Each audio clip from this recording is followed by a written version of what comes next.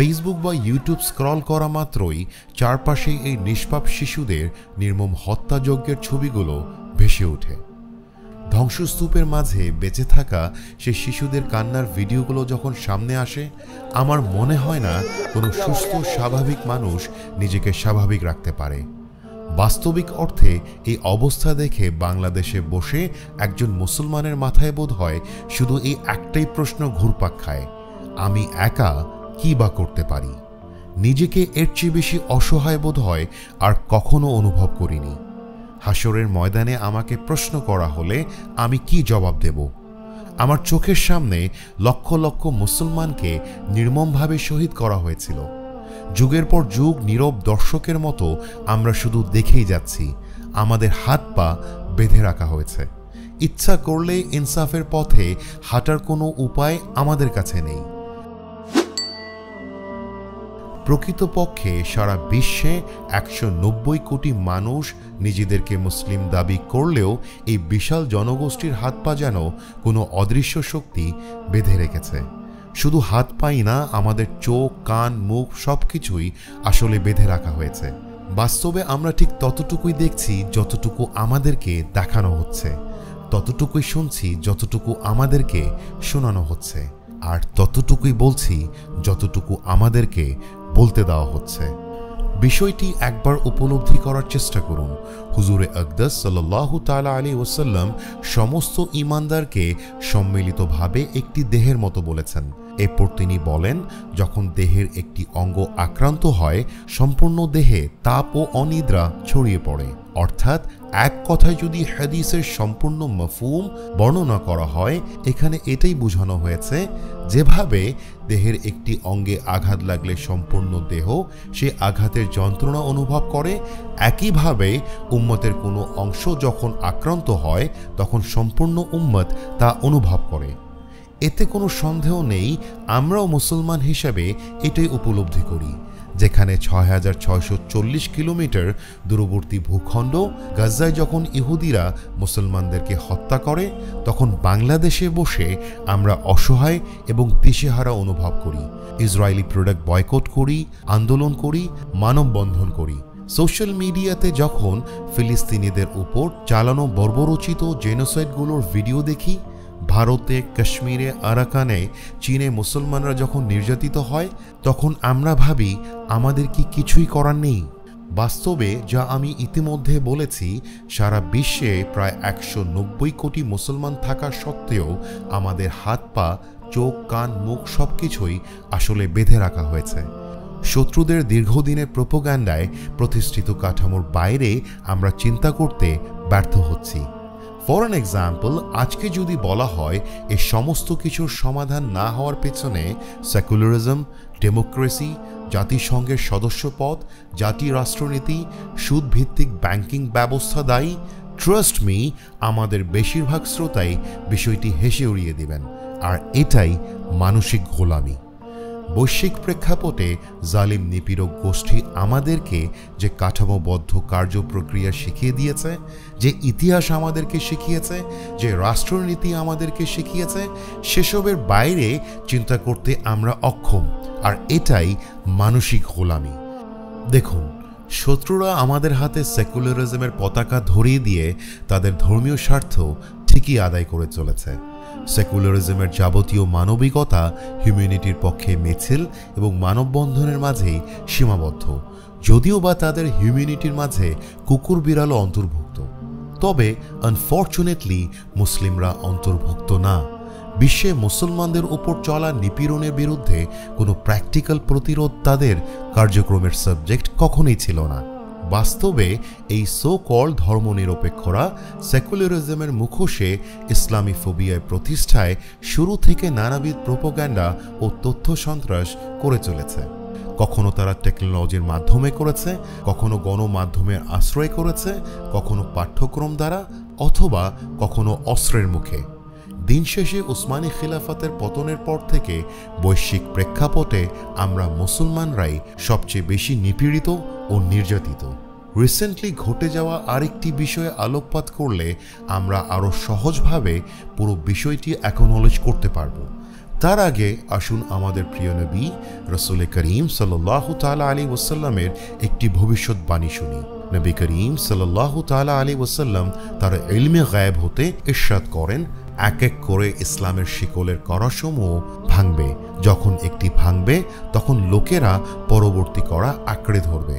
সর্বপ্রথম যে কড়া ভাঙা হবে তা হলো শাসন ব্যবস্থা, এবং সর্বশেষ যে কড়াটি ভাঙবে তা হলো নামাজ। আল্লাহু আকবার। দেখুন, বাবরি মসজিদ শহীদ করে সেখানে রাম মন্দির বানানোর কথা আর নতুন করে বলার কিছু নেই। আর রিসেন্টলি ভারতের সংসদে প্রায় বিনা বাধায় ওয়াকফ অ্যামেন্ডমেন্ট অ্যাক্ট পাশ হয়ে যায়, এবং বিগত 14 এপ্রিল মধ্যপ্রদেশে একটি মাদ্রাসা গড়িয়ে দেওয়ার মাধ্যমে এই অ্যামেন্ডমেন্টের প্রয়োগ তারা শুরু করে দেয়, এবং আজ অবধি প্রায় প্রতিদিনই ভারতে কোথাও না কোথাও এই আইনের মাধ্যমে মুসলমানদের প্রতিষ্ঠানগুলোকে কবজা করার প্রক্রিয়া চলমান রেখেছে সে দেশের শাসক গোষ্ঠী। হাদিসে বর্ণিত ভবিষ্যৎবাণীর অব্যর্থ বাস্তবায়নেই এই ক্ষেত্রে আমরা দেখতে পাচ্ছি 1757 সাল থেকে আনুষ্ঠানিকভাবে ভারতীয় মুসলমানরা তাদের শাসন ব্যবস্থা হারাতে শুরু করে। ব্যাটসম্যান প্রথম কড়াটি ভেঙে যায়, এবং আজকে আমরা দেখতে পাচ্ছি শেষ কড়া, ইয়ানি নিজ দেশে নামাজ আদায় করতেও ভারতীয় মুসলমানদের বাধার সম্মুখীন হতে হচ্ছে।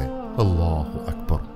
বিগত 1450 বছরের ইসলামী ইতিহাসে খেলাফত পতন হওয়ার 1 শতাব্দী অতিক্রান্ত হয়েছে। বিগত 1 শতাব্দী এবং এর পূর্ববর্তী সময়গুলোর ইতিহাস যদি আমরা দেখি, এটা উপলব্ধি করতে খুব বেশি বেগ পেতে হবে না যে বিশ্বব্যাপী মুসলমানরা যে নির্যাতনের শিকার হচ্ছে এসবের কোনোটি কোনো বিচ্ছিন্ন ঘটনা না, এবং এসবের বিরুদ্ধে বাস্তব অর্থে ইসলাম রাষ্ট্রগুলো আজ অবধি কোনো বৈশ্বিক প্রতিরোধ গড়ে তুলতে সক্ষম হয়নি। এর সমস্ত কিছুর মূলে রয়েছে আমাদের মানসিক গোলামি অথবা মেন্টাল শ্যাকল। ইল্লা মাশা আল্লাহ, হাতে গোনা কয়েকজন ছাড়া আমরা প্রায় সকলেই হাস্যকরভাবে আজও ভাবছি ডেমোক্রেসি, সেকুলারিজম, ইউনাইটেড নেশন সহ সমগোত্রীয় আরও যা যা আছে এসব আমাদেরকে কোনো একদিন ঠিকই ইনসাফ এনে দিবে। বর্তমানে প্রত্যেকটি মুসলিম রাষ্ট্র জাতিসংঘের সদস্য।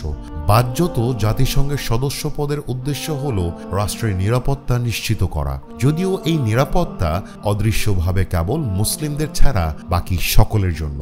বরঞ্চ মুসলমানদের উপর যখন বিশ্বব্যাপী নির্যাতন চলছে, যেমন ইরাক, আফগানিস্তান, ইয়েমেন, লিবিয়া সহ অসংখ্য মুসলিম রাষ্ট্রে যখন বিদেশি অমুসলিম শক্তি আক্রমণ করেছিল, তখন কোথায় ছিল সেই জাতিসংঘের মানবতা, আর কোথায় ছিল জাতিসংঘের নীতিমালা? এমনকি মুসলিম রাষ্ট্রগুলো সরাসরি এতে হস্তক্ষেপ করতে না পারার পেছনেও জাতিসংঘের সদস্য পদই সবচেয়ে বেশি দায়ী। আমাদের এই মানসিক দাসত্বের ফলে আমাদের কাছে তথাকথিত ভূখণ্ড ভিত্তিক জাতিরাষ্ট্রের গুরুত্ব দিনের চেয়ে বেশি হয়ে পড়েছে, আলিয়াযুবিল্লাহ।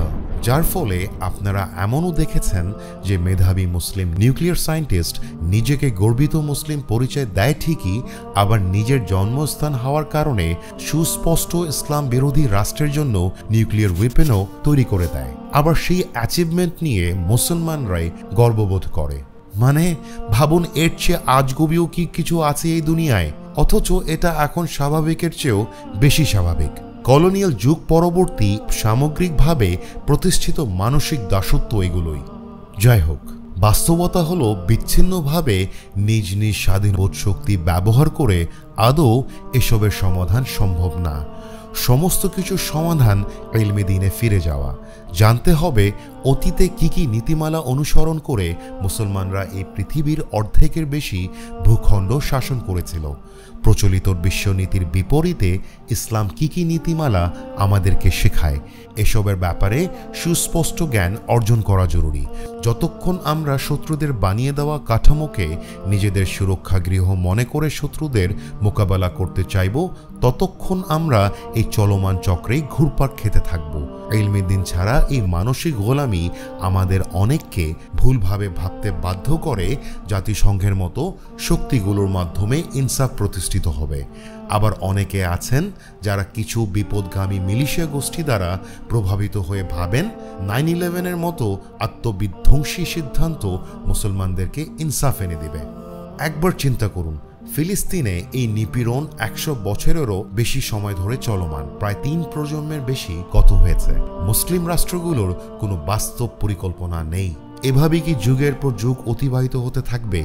এভাবেই কি প্রজন্মের পর প্রজন্ম গত হতে থাকবে? মুসলমানদের গণহত্যা চলতে চলতে একদিন হারিয়ে যাবে আম্বিয়া ও মুরসালিনের এই আজিম ভূখণ্ড।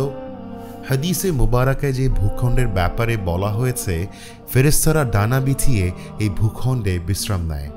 আদৌ কি এই 190 কোটি মুসলমান পারবে এই ক্ষুদ্র ভূখণ্ড রক্ষা করতে? আমরা মানববন্ধন করছি, র্যালি করছি, ইসরায়েলি প্রোডাক্ট বয়কট করছি, কিন্তু এতটুকুই কি যথেষ্ট? এই রেজিস্ট্যান্সগুলো শর্ট টার্ম সমাধান।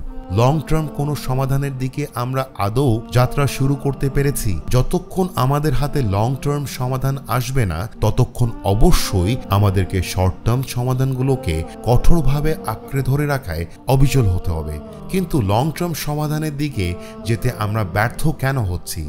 প্রথমে আমাদেরকে মানসিক গোলামি থেকে বের হয়ে লং টার্ম সাস্টেইনেবল আর পার্মানেন্ট পলিসি ডেভেলপ করতে হবে, যাতে ইসলামের শত্রুরা আমাদের দিকে চোখ তুলে তাকানোর আগে চিন্তা করতে বাধ্য হয়।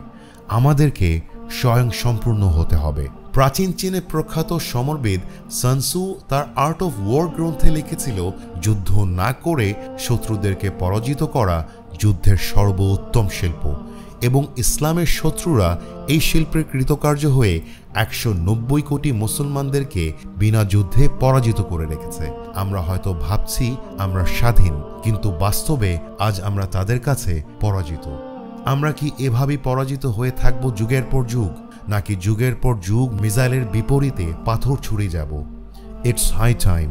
We must move intellectually. We need to throw our brains instead of throwing stones. That is intellectual intifada. অনেক বেশি দেরি হয়ে গেছে। চোখের উপর থেকে কালো কাপড়টি আর মস্তিষ্কে বাঁধা শিকলটি খুলে নিজেকে ইনসাফের পক্ষে রুখে দাঁড়ানোর জন্য প্রস্তুত করতে হবে। অন্যথায় প্রজন্মের পর প্রজন্ম এভাবেই মুসলমানদের এই নির্মম বৈশ্বিক জুলমের সাক্ষী হয়েই হয়তো আমাদেরকে হাসরের ময়দানে দাঁড়াতে হবে। আলিয়াউযু বিল্লাহি তাবারাকা ওয়া তাআলা। লা হাওলা ওয়ালা কুওয়াতা ইল্লা বিল্লাহিল আলিয়্যিল আযীম।